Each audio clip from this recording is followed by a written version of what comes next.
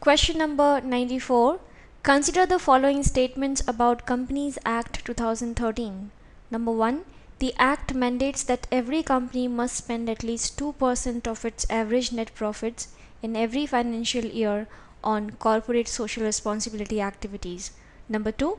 Under the Act, all persons, including any director or key managerial person of a company, are or is prohibited from indulging in insider trading.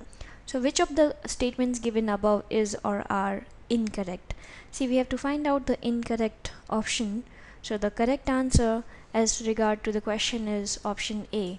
Option A is incorrect. See, this 2013 Act has ushered in certain innovative provisions relating to the CSR, that is corporate social responsibility, such as a company that has a net worth of at least rupees 5 billion or a turnover of at least rupees 10 billion or a net of at least rupees 50 million during any financial year will be required to constitute a corporate social responsibility committee.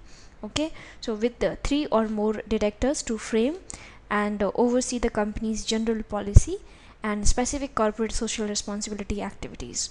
All right, so statement number 2 is valid, that under this act all persons, including any director or key managerial personnel of any company, are prohibited from indulging in insider trading. All right, but the act mandates that every company must spend at least 2% of average net worth in financial year is a false statement. So unless you have a net asset of more than minimum of 5 billion or like around 10 billion or at least a profit of 50 million during a financial year, then only you'll have to spend 2% of its average net profits, okay, with the this CSR activities. With that, let's move on to next question.